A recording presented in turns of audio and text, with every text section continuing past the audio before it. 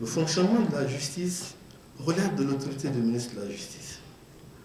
Le fonctionnement de l'autorité judiciaire relève de la Cour suprême dans notre cas.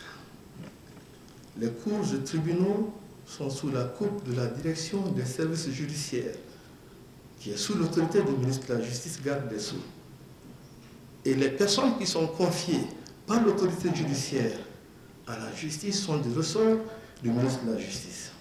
Et c'est pourquoi les gouverneurs, les préfets sont les représentants du chef de l'État et des membres du gouvernement sur le territoire.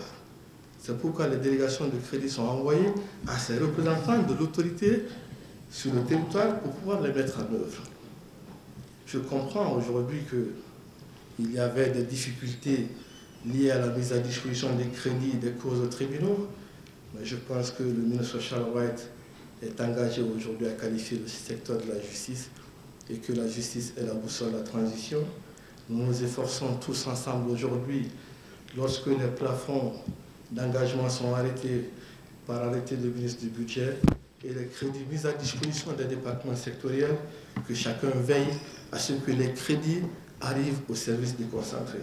Ce n'est pas une question de nomenclature budgétaire, mais c'est une question de fonctionnement.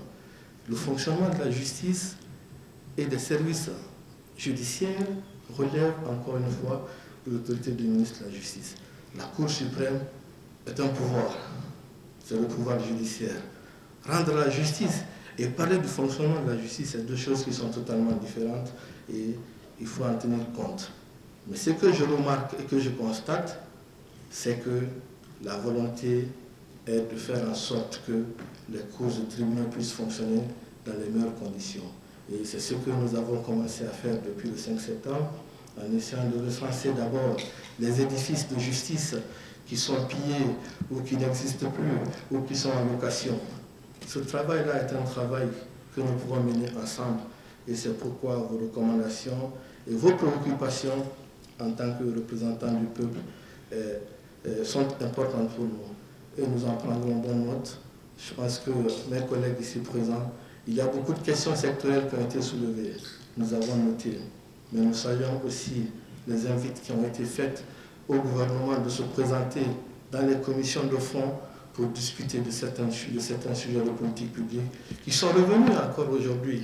Tout cela, c'est parce que nous avons accepté, depuis le 5 septembre, de nous regarder en face, de se parler pour se dire la vérité.